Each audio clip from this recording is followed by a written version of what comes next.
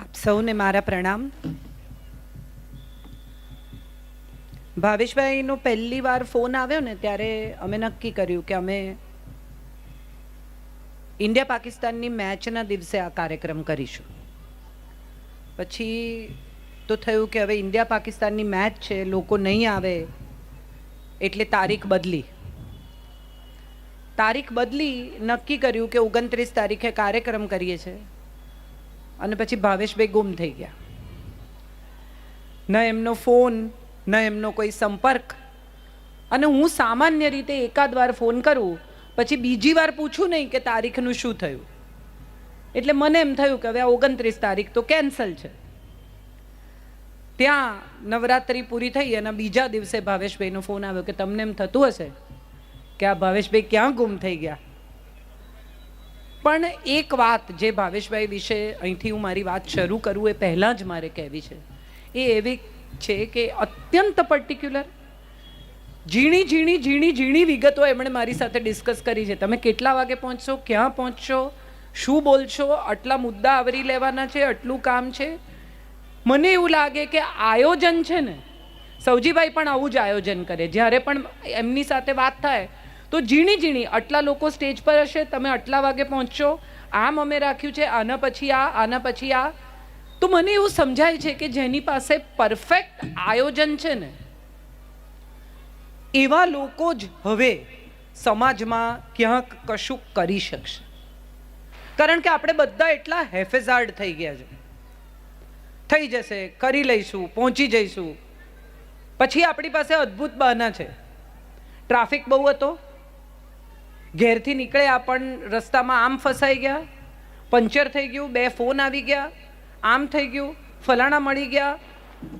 મોડા પહોંચવું એ આપણા બધાની ફિતરત થઈ ગઈ છે. અને એ વિશે આપણને કોઈને અફસોસ રહ્યો નથી. એટલે મારે આજે મારી જે વાત શરૂ કરવી છે ને ત્યાંથી કરવી છે કે કદાચ કાર્યક્રમમાં મોડા પહોંચશો તો ચાલશે, સંબંધોમાં મોડા પડો તો નહીં ચાલે. કેટલાક સંબંધો જિંદગીમાં એવા હોય છે કે જે યોગ્ય સમયે યોગ્ય અટેન્શન માગે જ છે અને એ આપવું જ પડે છે. એ તમારી પ્રાયોરિટી છે. કારણ કે સંબંધ શું છે એવો સવાલ કોઈ પૂછે તો એનો જવાબ એ છે કે અહીંથી મારી ઓળખાણ આપી, એમાં કહ્યું કે દિગંતભાઈ ઓઝાના દીકરી છે, અહીંયા અમે એમની નોંધ લઈએ છીએ. તો એનો અર્થ એમ થયો કે હું મારા પિતાની પુત્રી છું, પતિની પત્ની છું, દીકરાની માં છું, સાસુની પુત્રવધુ છું, ભાઈની બહેન છું, વાચકો માટે લેખક છું, સાંભળનારા માટે વક્તા છું. મારી દરેક ઓળખાણ તમારા ઉપર આધારિત છે અથવા આપણી આસપાસની દુનિયા પર આધારિત છે. કોઈ એમ કે કાજલ મળી હતી તો સૌથી પહેલું શું પૂછે? કોણ કાજલ? હા કે ના? તરત તમે પાછળ એમ કહો કે કાજલ ઓઝા વૈદ વક્તા. ઓ અચ્છા, એકલી કાજલની કોઈ ઓળખ જ નથી. કાં તો એ કોઈની દીકરી છે, કાં તો એ કોઈની માં છે, કાં તો એ કોઈ વક્તા છે, કાં તો એ કોઈ લેખક છે. એ જે કંઈ છે તે બીજા લોકોને કારણે છે. આ વાત આપણે બધા ધીરે ભૂલી ગયા છે. આપણે એવું ભૂલી ગયા છીએ કે સંબંધ જ્યાંથી શરૂ થાય છે ને ત્યાંથી જ એને નર્ચર કરવો પડશે. તમે તો બધા નાના ગામોમાંથી આવો છો. ખેતીના વ્યવસાયને તમે ખૂબ નિકટથી જોયો છે. તમે બી નાખો, એ પછી તમે ઘેર જઈને સૂઈ જાઓ ચાદર ઓઢીને, તો પાક થવાનો છે? સમયસર એને પાણી મળે, સમયસર એની ગોળ થાય, સમયસર નીંદણ થાય, સમયસર એ પાકનું ધ્યાન રખાય, દવા છંટાય, કરેક્ટ સમયે એના ઉપર તીડના ટોળા ના આવે એ માટે એનું તમે રક્ષણ કરો. એમણે જે કહ્યું આજે કે છોકરાઓ ડ્રગ્સ અને સિગરેટ અને દારૂના વ્યસને ચડ્યા છે, એ તીડના ટોળા નથી તમારા પાક ઉપર? એ બીજું શું છે? અને એમણે કહ્યું કે તમારું બાળક બહુ ડાયું હોય, પ્રામાણિક હોય. આપણે તો આપણા બાળકને છાતીએ લગાડીને જ ઉછેરીએ છીએ. એ શું ખાય છે, ક્યાં જાય છે, કોને મળે છે, એના મિત્રો કોણ છે. કયા મા બાપ એવા છે કે જે બાળકને જન્મ આપીને ભૂલી જાય છે કે હવે તો થશે એની મેળે મોટા? એવા કોઈ માતા પિતા છે જ નહીં. બલકે આજના માતા પિતાને તો ઉપરથી એવું કહેવું પડે છે કે થોડું ઓછું ધ્યાન આપો. આટલું બધું કરવાની જરૂર નથી. મમ્મી સવારના પોરમાં 2 વ્હીલર પર આગળ બેસાડીને ટ્યુશન ક્લાસમાં લઈ જાય, ડ્રોઈંગમાં લઈ જાય, પેઇન્ટિંગમાં લઈ જાય, ચેસ શીખવાડે, સ્કેટિંગ કરાવે, સ્વિમિંગ કરાવે. મમ્મીને એમ છે કે હું બધુંય શીખવાડી દઉં જેટલું આ જગતમાં ઉપલબ્ધ છે. અને નાનું બિચારું 8-10 વર્ષનું બાળક બી એની 2 નાની નાની આંખો પર સપના લઈને મમ્મીની જોડે નીકળી પડે, આગળ ઊભું રહી જાય. એને એમ થાય કે હશે મારી માં ખુશ થાય છે ને મને કરવા દે. આમાં માં વધારે ખુશ થાય છે. બાળક તો બિચારું સવારના પોરમાં ઊંઘમાંથી ઉઠીને ઢસડીને તમે એને લઈ જાઓ છો, એનું બાળપણ ખોવાઈ ગયું છે. સીધી બેસ. 5 વર્ષની છોકરીને આપણે એવું કહીએ છીએ કે પગ નીચા રાખીને બેસ. સારી નથી લાગતી. એને તો ખબર પણ નથી, હજી જેન્ડર બાયસ એના મગજમાં આવ્યો જ નથી કે ચડ્ડી દેખાય છે કે નથી દેખાતી એ વિશે કોન્શિયસ જ નથી. આપણે એને કોન્શિયસ કરી નાખી કે આમ જ બેસાય, આમ જ કરાય, આમ ન જ કરાય, આવું જ કરાય. અહીંયા બાળકો 2, 3, 4 દોડે છે તો વાતાવરણ જીવતું લાગે છે. તમે વિચાર કરો 2, 4 સ્ત્રીઓ આમ ફુગ્ગા લઈને દોડતી હોય તો કેવી લાગે? સારી લાગે? છોકરા દોડતા હોય તો કેટલું ગમે તમને? તો એનો અર્થ એમ થયો કે આપણે સૌથી પહેલા તો એનું બાળપણ એને જીવવા દઈએ. શું બનાવી દેવા છે તમારે? પહેલા ધોરણ પછી સીધી IAS ની પરીક્ષા. અને મમ્મી પણ ઉપરવાળા નીચેવાળા બધાને કહે ફર્સ્ટ આવી. પહેલા ધોરણમાં બધા ફર્સ્ટ જ આવે. એને કરવાનું શું છે? ચલો બેટા ABCD બોલીને બતાવો અંકલને. અંકલને સાંભળવી છે કે નહીં એવું તો પૂછો. ચલો આંટીને રાઇમ બોલીને સંભળાવો. બહુ ફાઇન રાઇમ બોલે છે, ચલો બેટા રાઇમ સંભળાવો. આ બધો ટેલેન્ટ શો છોકરાનો માં કરે છે ને પિતા કરે છે. છોકરાને તો કઈ ટેલેન્ટ શો કરવો નથી. એને એની જ મજા કરવી છે અને એને એની મજામાં મોટા થવા દો. એને એની રીતે એના જીવનને પોતાના આકારમાં ઢાળવા દો.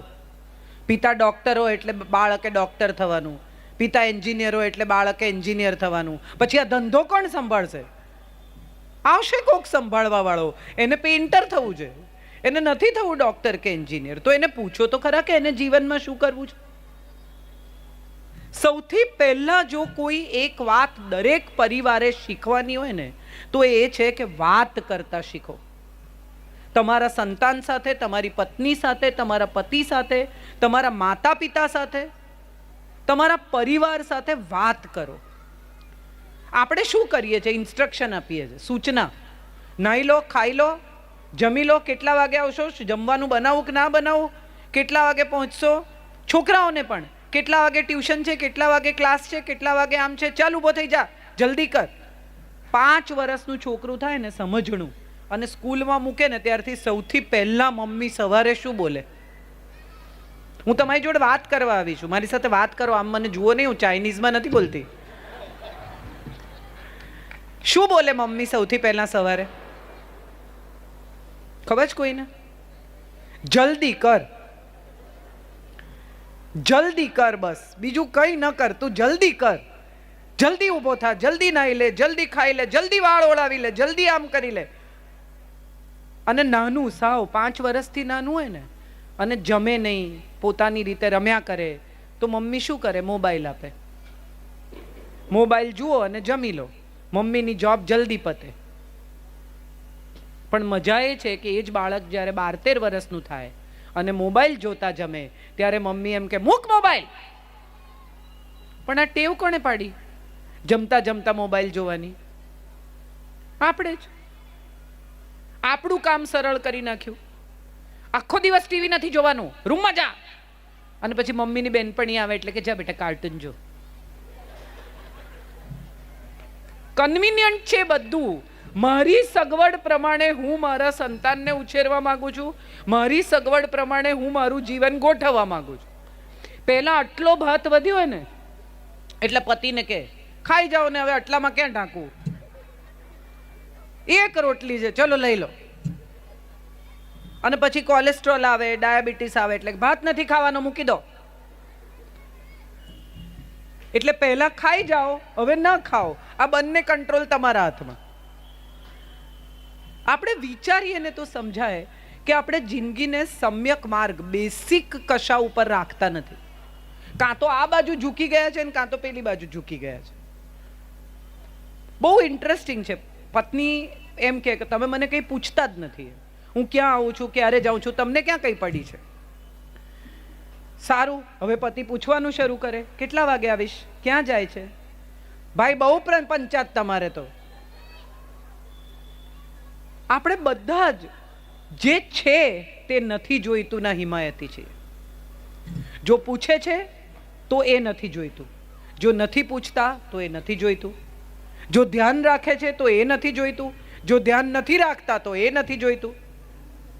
પત્ની રાહ જુએ, રોજ 5 વાગે ફોન કરે, શું બનાવું, દરેકને આવતો હશે, હું કરું છું. આમાં કંઈ કોઈ પણ ઘર જુદું નથી. એટલે કે આજે પાઉંભાજી બનાવો, અરે ભાઈ અત્યારે શાક લેવા કોણ જાય. એટલે કે તો ઢોકળા બનાવો, અરે એ તો સવારથી પલાળવું પડે. તો ચણાપુરી બનાવો, અરે ભાઈ ચણા તો સવારે પલાળવા પડે, અત્યારે તમે કોઈ એમ ફટાફટ થાય નહીં. તો બસ તો પછી ભાખરી શાક કરી નાખો છો, એટલે લોટ બંધાઈ ચૂક્યો છે, નિશ્ચિત છે બધું. તમારે ખાલી હા પાડો એની જ રાહ છે, અને તમે એમ કહી દો કે હા ભલે ત્યારે બીજું શું. એટલે કે તમે કહો એ તો બનાવું છું, બીજું શું કરું. કોકના લગ્નમાં જવાનું હોય, કવર બને, પત્ની પૂછવા આવે કે કેટલા પૈસા મૂકું, એટલે કે 5001. અરે કે એટલા બધા હોય, આપણે એવો સંબંધ નથી. તો 1001 કે ના એ તો બહુ ઓછા કહેવાય. તો કે 2501. ઓકે, એ મુકાઈ ચૂક્યા છે. હવે ખાલી તમારે હાજ પાડવાની છે. મજા એ છે કે આપણે બધા આપણી એક નિશ્ચિત અભિપ્રાયની દુનિયા ગોઠવીને બેઠા છીએ. આની જોડે બોલવાનું, આની જોડે નહીં બોલવાનું, આ આવા કપડાં પહેરે છે, આ આવા છે, આનો સ્વભાવ આવો છે, આ આમ કરે છે, આ પબ્લિકલી આવું કરે છે, આ એના છોકરાને બહુ છૂટ આપે છે, આ એના છોકરાને ઓછી છૂટ આપે છે, આના વર હાવ હેન્ડપેક્ડ હસબન્ડ છે, આ તો કોઈનું ગાંઠતા જ નથી. આવી બધી આપણી એક નિશ્ચિત વ્યાખ્યાઓ છે, અને એ વ્યાખ્યાની અંદર આપણે કોઈ પણ માણસને પકડીને ફિટ કરી દઈએ. એકચ્યુઅલી આપણે કંઈ જ જાણતા નથી કોઈના વિશે. આપણે કોઈ માણસને કલાક, 1.5 કલાક, 2 કલાક, 4 કલાક મળીએ છીએ, એમાં આપણે માણસ વિશે નિશ્ચય કરી લઈએ છીએ કે આવા છે ને આવા છે. સવાલ એ છે કે સંબંધમાં સૌથી પહેલાં તો વ્યાખ્યાઓ બાંધવાનું બંધ કરી દો. માણસ શું, સવાર પણ રોજ એક જેવી નથી પડતી. ગઈકાલ જેવો સૂર્યોદય આજે થાય છે? હા કે ના? તમે એક છોડ વાવો, એ કેટલો ઊંચો થશે એવું તમને ત્યારે જ વચન મળી જાય છે કે આ 3 ફૂટ અને 75 ઇંચ ઊંચો થશે, મળે છે? એક ઝાડ તમે વાવો છો, તમને ખબર પડે છે કે આ ઝાડની પહોળાઈ 8 ફૂટ થશે. તો એનો અર્થ એમ થયો કે કુદરત તમને કોઈ વચન આપતી નથી. કુદરત પોતાની રીતે એક સર્જન કરે છે, અને માણસથી ઉત્તમ કુદરતનું કયું સર્જન છે? ગીતાના 15મા અધ્યાયનો પહેલો શ્લોક છે, ઉર્ધ્વ મૂલ અધ શાખા અશ્વત્થ પ્રાહુર્વ્યયમ. એક ભાઈ બીજા એમના મિત્રને કહેતા હતા, સૌજીભાઈ આપણી વચ્ચેથી રજા લે છે, જોરદાર તાળીઓ સાથે.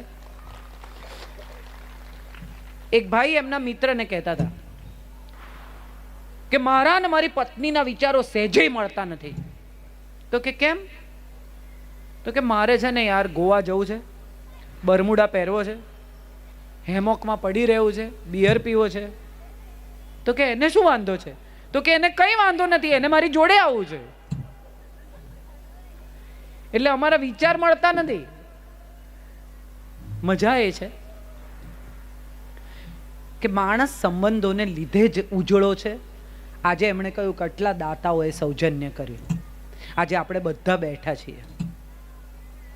તો આટલા લોકોની મહેનતથી, આટલા લોકોના સંબંધોથી આજે આપણે એકત્રિત થઈ શક્યા છીએ, હું આવી શકી છું. આપણી આજુબાજુની દુનિયા વિશે સૌથી પહેલાં તો થેન્કફુલ થઈએ. પ્યાર શું છે? આ પ્યાર, સૂરજ મફત મળે છે, પાણી મફત મળે છે, હવા મફત મળે છે. તમે બધા 4:30, 4:45 બેઠા છો ને? કેટલા વાગ્યાથી બેઠા છો? કોઈએ ચેક કર્યું ચાલે છે કે નહીં? હા કે ના? કર્યું કોઈએ ચેક? કેવી રીતે ખબર પડી ગઈ કે શ્વાસ ચાલે છે? બંધ થાય તો ખબર પડે કે બંધ થાય છે. ચાલે છે ને ત્યાં સુધી એની કોઈ કિંમત જ નથી. સંબંધ છે ને ત્યાં સુધી એનું કોઈ મૂલ્ય નથી. એ તૂટે, છૂટે કે ખૂટે ત્યારે ખબર પડે કે આ સંબંધનું મૂલ્ય શું હતું. આ હાથ છે, તમે કેટલો વાપરો છો? આગળ પાછળ, ઉપર નીચે, વજન ઉચકો, વજન મૂકો, બારણા ખોલો, બારણા બંધ કરો, હાથ ધુઓ, જમો. કોઈ દિવસ એવું ચેક કર્યું છે કે આ હાથ બરાબર છે ને બધું આમ? પણ જો સહેજ દુખે તો આજે ખબર પડી કે હાથનું અસ્તિત્વ છે. ઝાડુ વાળો, હાઉસકીપિંગ વાળા રોજ આવે તો કોઈ દિવસ આપણે એનું નામ પૂછીએ? બારણું ખોલીને કચરો આપી દઈએ, કચરો લઈને જતો રહે અને બારણું બંધ થઈ જાય અને પાછી ડોલ લઈને અંદર મૂકી દઈએ. એનું મોઢું પણ એ તમને રસ્તામાં મળે તો તમે ઓળખી શકો? હા કે ના? પણ જો 3 દિવસ ન આવે તો એનો ફોન નંબર, જન્મ કુંડળી, પતિ પત્ની, બાળક, ક્યાં રહે છે, શું કરે છે, બધું ગોતી કાઢીએ. મજા જે છે, ખૂટે ને ત્યારે જ ખબર પડે છે કે કેટલું મહત્વનું હતું. સૌથી પહેલા તો એ નક્કી કરીએ કે એનું મહત્વ એ છે ત્યાં જ સમજી લઈએ. 40-50 ની આસપાસ પહોંચેલા બધા અહીંયા બેઠા છે. મમ્મી પપ્પા ઘરે હશે બધાના, નાના ગામમાંથી આવતા મમ્મી પપ્પા. તમે અહીંયા આવ્યા, ખૂબ કમાયા, ખૂબ સારું જીવન જીવો છો, પોતાનું ઘર છે, તમે પૈસા વાપરો છો, રવિવારે બહાર ખાઓ છો.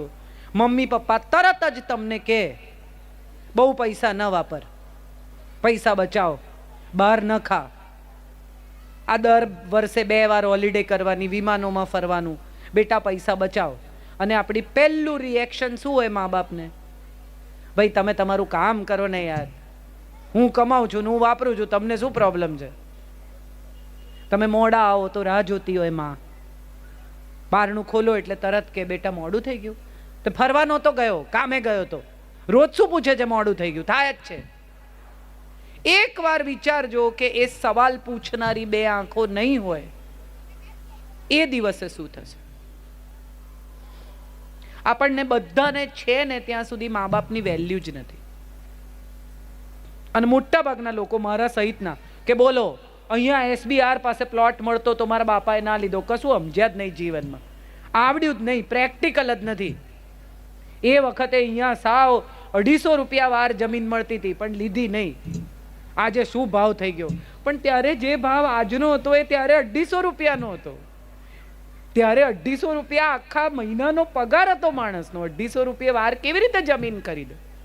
આપણે બધા આપણી જગ્યાએથી આપણા મા બાપને જજ કરીએ છીએ. આમ ના કર્યું, આમ ના કર્યું, મને આમ ના આપ્યું, મને આમ કર્યું હોત તો મેં આમ કર્યું હોત. હવે કોને ખબર, એન્જિનિયરિંગ કોલેજમાં એડમિશન મળ્યું હોત અને તમે એન્જિનિયરિંગ કોલેજમાં ગયા પછી એ કશું ના કરી શક્યા હોત ને દોડકું દોડ્યું હોત. પણ હું ન ભણી શક્યો એન્જિનિયરિંગમાં, કે મને આગળ ન ભણવા દીધી, મને નાની ઉંમરે પરણાવી દીધી, આવી બધી બહુ ફરિયાદો છે આપણે.